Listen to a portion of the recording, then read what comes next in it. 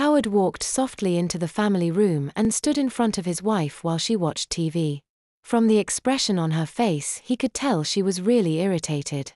He hung his head abjectly and said in as humble a voice as he could manage, "Honey, I'm sorry. You were right. I shouldn't have said what I did. I need your help. I've always needed your help and I need you now more than ever. Won't you forgive me?" Did the big man forget how to dress himself? Are you asking help from a mere woman? Aren't you afraid that it will tarnish your macho image? She asked viciously. "I'm sorry, honey. I didn't mean what I said. Of course I'll wear these pants. It's the only rational thing to do under the circumstances. You were right to buy them for me," he said contritely.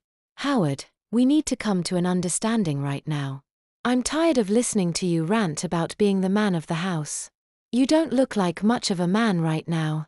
If you want me to help you, you're going to have to start listening to me.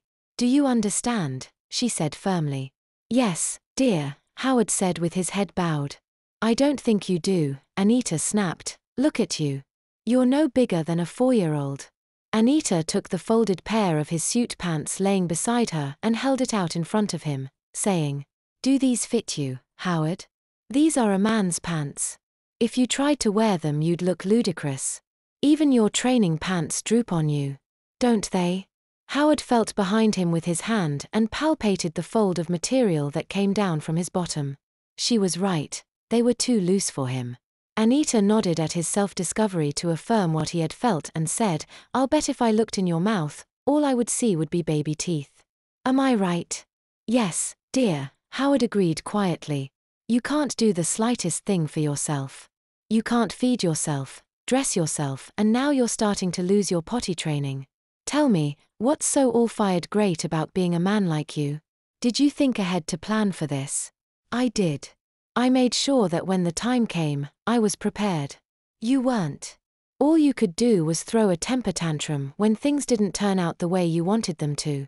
You don't think, you only react. You've been acting just like a little boy. You had the temerity to stand there and criticize me for my decision without having thought the problem through yourself, didn't you?"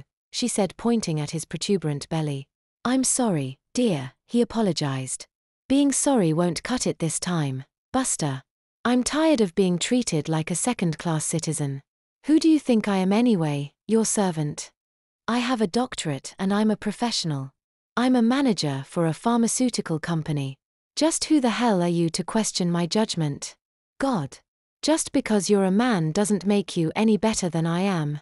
I have no intention of putting up with your childish tantrums any longer. I'm the breadwinner in this house, Howard, and what I say goes. From now on, I run this house. If you want my help, Howard, you're going to have to do what I say. Everything I say. Is that clear? If you don't like it, there's the door. Your clothes stay here. I was going to give them to Goodwill anyway." She held up his pants again and folded them carefully as she continued, "This is the last of them. The rest of your old clothes are already in the trunk of the car ready to take to Goodwill. All except your suits. They're too expensive to give to Goodwill. I'm going to take them down to the second-hand suit store and sell them. Even though they're used, they're still worth something. You sure can't wear them anymore. If you want to leave you can keep your training pants and that is it. I'll give the clothes I bought you at Goodwill back to them. You can toddle out of my life in your training pants and do whatever your little heart desires," Anita said.